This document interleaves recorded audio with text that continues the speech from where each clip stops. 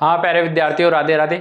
आप सभी का आपके अपने YouTube चैनल BL सर एवं सृष्टि क्लासेज के इस ऑनलाइन प्लेटफॉर्म पर हार्दिक स्वागत और अभिनंदन। आज के इस सेशन में अपन बात करने वाले BSTC जो एग्ज़ाम 20 मई 2026 को आयोजित हुई थी उसके ऊपर अपन चर्चा करने वाले हैं।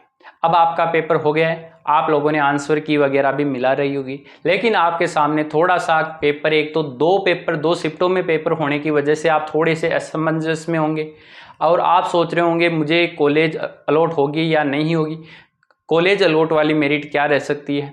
इस सब के ऊपर अपन 5 से 10 मिनट के ऊपर चर्चा करने वाले। सेशन अच्छा लगे तो अंत में वीडियो को लाइक करके जाना। चैनल पर पहली बार विजिट करने वाले साथी चैनल को सब्सक्राइब कर लेना। इन सूचनाओं के अलावा भी अपन यहाँ पर पढ़ाई भी करते हैं और BSTC में मैंने मात्र जीके में आपको यदि दिया है तो 150 क्वेश्चन की एक मैराथन, उसमें से हूबहू क्वेश्चनों का पूछा जाना। और यदि हूबहू नहीं पूछा गया तो मतलब जैसे मैंने क्वेश्चन बताया कि रणकपुर में खंबे कितने और उसने वहां जाके पूछा रणकपुर का शिल्पी कौन था, मतलब क्वेश्चन वहां तक चला गया। जैसे मैंने जसवंत थड़े की बात की थी, जसवंत थड़े के बारे में क्वेश्चन पूछ लिया गया। जैसे मैंने आपको पूछा राजस्थान राज्य अभिलेखागार कहाँ है, तो उसने पूछ लिया राजस्थान साहित्य अकादमी का है, मतलब वहां तक क्वेश्चन को वेरी किया। जैसे मैंने बाणगंगा का क्वेश्चन पूछा कि यमुना में कौन सी नदी मिलती, तो उसने पूछ लिया निम्न में से कौन सी नदी है वो चंबल की सहायक नहीं है, तो वो सेम वो का वही हो गया कि बाणगंगा। उसके अलावा यदि मैंने आपको जैसे क्वेश्चन दिया था कि तिम्मनगढ़ का किला कहाँ है, तो उसने पूछ लिया करौली में कौन सा किला स्थित नहीं है। तो इस प्रकार के मतलब जहां तक एग्जामिनर ने सोचा था BSTC के लेवल तक, वहां तक मेरी भी सोच वहां तक गई थी। और हूबहू कुछ भी क्वेश्चन भी पूछे गए थे। जैसे सिरोही वाला पूछ लिया गया था कि कौन सी रियासत ने किया, मोतीलाल तेजावत वाला एक ही आंदोलन का पूछ लिया। उसके अलावा यदि आपको पूछा तो जैसे कितनी बार राष्ट्रपति शासन लगा, 160 सीटें वाला, कि प्रारंभ में 1952 में राजस्थान में कितनी सीटें पर चुनाव हुआ था, 160 पे। कर्क रेखा वाले क्वेश्चन को हूबहू उन्होंने पूछ लिया। इस प्रकार से लास्ट में जो मैं देता हूं अपना जो मैटर होता है वो होता है ऑथेंटिक, मूल किताब है राजस्थान बोर्ड की किताबें, उन पर आधारित, और क्वेश्चन भी उन्हीं पर आधारित पूछता है। तो आप लोग चैनल को सब्सक्राइब जरूर कर ले। कोई भी एग्जाम देने से पहले एक बार अंत में इस YouTube चैनल पर कोई ना कोई वीडियो डाला जाता है, उसे जरूर देखकर जाया कर। अब आज के इस सेशन में अपन बात करेंगे BSTC एग्जाम 2026 में कि फाइनल रिजल्ट रह कितना सकता है, और अर्थात मेरिट कितनी रहेगी, और फाइनल रिजल्ट आएगा कब, और कौन सी शिफ्ट को फायदा होगा, पहली शिफ्ट को फायदा होगा या सेकंड शिफ्ट को, इसके ऊपर विस्तार चर्चा करने वाले हैं।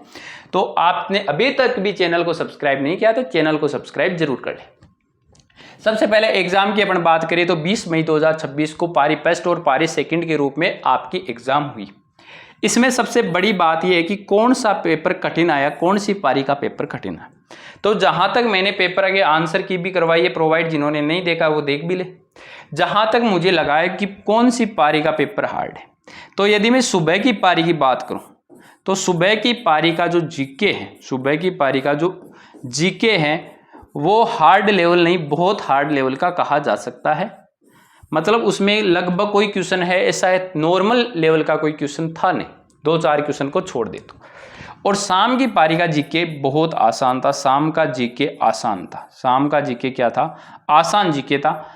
वापस मतलब शाम वाली में अपने ज्यादा जो क्वेश्चन करवाए थे मैराथन में वो शाम वाले क्वेश्चन में ही आए थे, तो उस वजह से भी हो सकता है मुझे आसान लगे। लेकिन जहां तक मैंने चर्चा की है कि सुबह की पारी का जीके हार्ड था, लेकिन सुबह की रीजनिंग आसान थी। सुबह की रीजनिंग बहुत आसान थी, रीजनिंग आसान थी। इसके लेवल में शाम की रीजनिंग थोड़ी सी लेवल की थी। शाम की रीजनिंग थोड़ी सी क्या थी, लेवल की थी, थोड़ी सी, ज्यादा नहीं कह सकते। लगभग ऐसे मान लो कि 19-20 या 19-21 कम कह सकते हैं। इसमें 19 थे तो इसमें 21 थे पर्सन। और सुबह में यदि अपन कहें तो यहाँ यदि से ये 17 है ना, तो यहाँ पर 21 का अंतर है। जो अपन कहते हैं ना 20-19 का फर्क, तो यहाँ पर यदि मैं मानूं कि 20 में से यहाँ 19 है तो यहाँ 21 आ सकते हैं। जीके वाले में सुबह 17 थे तो शाम वाले में 21, इतना थोड़ा सा अंतर था। और हिंदी की यदि अपन बात करें तो हिंदी लगभग समान मान लो, हिंदी बिल्कुल क्या है, समान है। और टीचिंग एप्टीट्यूड की अपन बात करें, शिक्षण अभिरुचि की बात करें तो वो भी लगभग सेम मानी जा सकती। तो फिर भी लेकिन कुल मिला के यदि मैं कहूँ आप लोगों को तो नॉर्मलाइजेशन से सर फायदा किसको होगा। पहली बात तो नॉर्मलाइजेशन तो होगा, क्योंकि नियम बना हुआ है कि कोई भी एग्जाम 2 शिफ्टों में या उससे ज़्यादा में होती है, कोई भी एग्जाम 2 या उससे अधिक शिफ्ट में होती है तो उसका नॉर्मलाइजेशन करना होगा, उसका नॉर्मलाइजेशन करना होगा। लेकिन एक तो रीट भर्ती और एक बीएसटीसी भर्ती, इनमें नॉर्मलाइजेशन ज़्यादा नहीं होता है। तो इसमें नॉर्मलाइजेशन में यदि मैं कहूँ तो सुबह की जो शिफ्ट है, सुबह वाली शिफ्ट है, उसके अंतर्गत अपन मान सकते हैं कि प्लस 10 मार्क्स का फायदा हो सकता है। मैक्सिमम कितने मार्क्स तक फायदा हो सकता है? 10 मार्क्स का आपको फायदा मिल सकता है। और सुबह की शिफ्ट में हो सकता है 5 नंबर तक का नुकसान झेलने को पड़ सकता है, शाम वाली शिफ्ट को हो सकता है, ये मुझे लगता है। बाकी इक्वल भी मान सकते हो आप, ज़्यादा 10 से 15 नंबर का अंतर आने वाला है नॉर्मलाइजेशन में, इससे ज़्यादा अंतर देखने को नहीं मिलने वाला है। तो शिफ्ट पेस्ट को कुल मिला के फायदा होने वाला है, शिफ्ट पेस्ट को फायदा यहाँ पर होने वाला है, शिफ्ट पेस्ट को यहाँ पर क्या होने वाला है? फायदा होने वाला है। इसमें कोई दो राय नहीं है, इसमें किसी भी प्रकार की टेंशन लेने की आवश्यकता नहीं है। फिर उसके बाद में सर रिजल्ट कब तक आएगा? तो आपका रिजल्ट लगभग यदि अपन माने तो 25 जून के आसपास आपका रिजल्ट आने की संभावना है, आपका रिजल्ट आ जाएगा। सर रिजल्ट कैसे आता है? कुछ विद्यार्थी पहली बार एग्जाम देते हैं तो रिजल्ट आपका सबका आएगा, रिजल्ट सबका आएगा, जिसने भी एग्जाम दी उन सब का रिजल्ट आएगा। मतलब आपको साइड पे जैसे आपने 12th का रिजल्ट आता है वैसे आपका रिजल्ट आएगा कि आपके इतने मार्क्स आए हैं आउट ऑफ 600 में से। 600 में से आपके 500 भी आते हैं, 600 में से ऐसे मान लो 450 भी है, 440 भी है, 470 जितने बता देते हैं उतने आपके नंबर आ जाएंगे जितना आपने अटेम्प्ट किया। उसके बाद में आपको कॉलेज चॉइस का टाइम दिया जाता है कि कॉलेज चॉइस करो, उसमें आपकी मेरिट का निर्धारण होता है कि आपको इतने नंबरों पर कॉलेज अलॉट हो जाती है। वो डिपेंड करेगा काउंसलिंग करवाने पर, जिन जिन का एग्जाम दिया उन सबको क्या करवानी है? काउंसलिंग करवानी पड़ेगी। उस काउंसलिंग के हिसाब से क्या होता है, आपको सीट अलॉट होती है।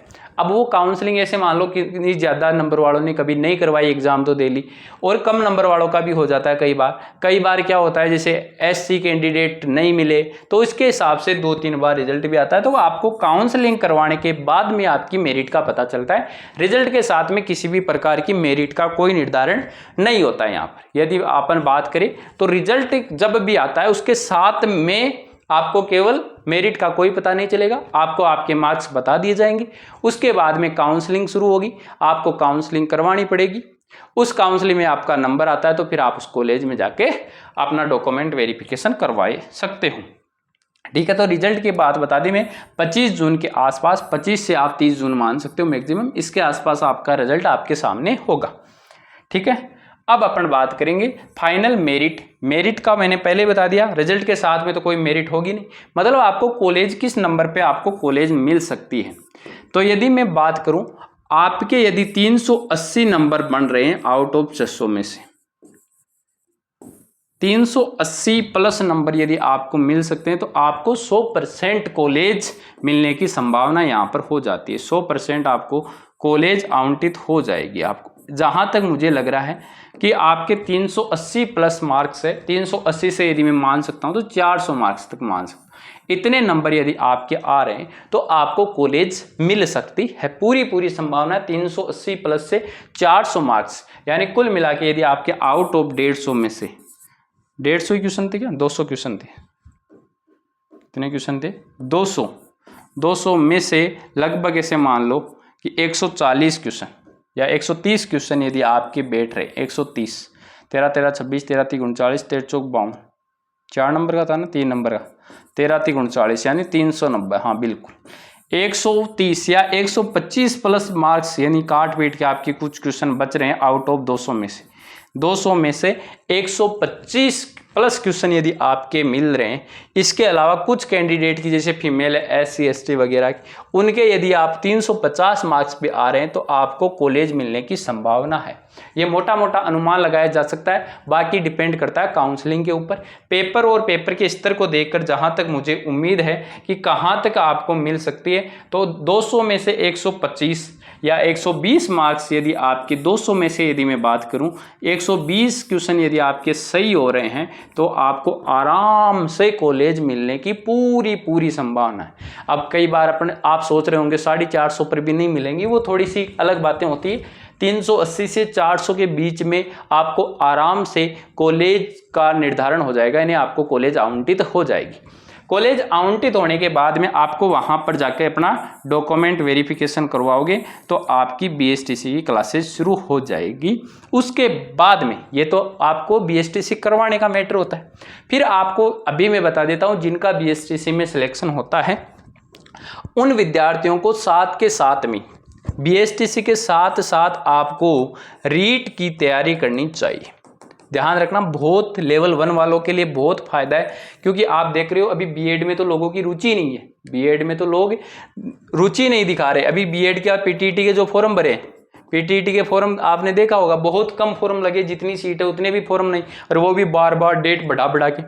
तो यहाँ लेवल 1 में एक तो आगे ज़्यादा सीट आती है और आपको जल्दी नौकरी लगने का यहाँ पर बहुत मौका अच्छा होता है। देखो, मैं तो यही कहूँगा, जिनको अब की बार भी यदि अलॉट नहीं होती है तो वो बीएसटीसी की तैयारी करे 1 साल, और अगले साल बिल्कुल उसको बीएसटीसी करनी चाहिए। लेवल 1 में बहुत अच्छी पोस्टें आती है। लेवल 1 होता है, लेवल 1 बीएसटीसी प्राइमरी स्तर, इसके ऊपर पोस्ट बहुत ज़्यादा आती है भर्ती की, और यहाँ पर सिलेक्शन होने की संभावना बहुत ज़्यादा होती है। और कम उम्र में जैसे ही आप यदि बीएसटीसी करके निकलोगे, जैसे ही आप बीएसटीसी करके निकलोगे, ऐसे मान लो कि बीएसटीसी करते करते ये आपकी लास्ट ईयर में रीट की एग्जाम आई, आपने रीट पास कर ली, फिर मुख्य परीक्षा दी, बहुत अच्छी पोस्टों पे आती है, और लगभग 2 से 2.5 लाख कैंडिडेट ही है हर बार। क्योंकि ऐसे मान लो 26,000 तो बीएसटीसी की पोस्ट है, 26,000 तो क्या है, बीएसटीसी की सीट आती है।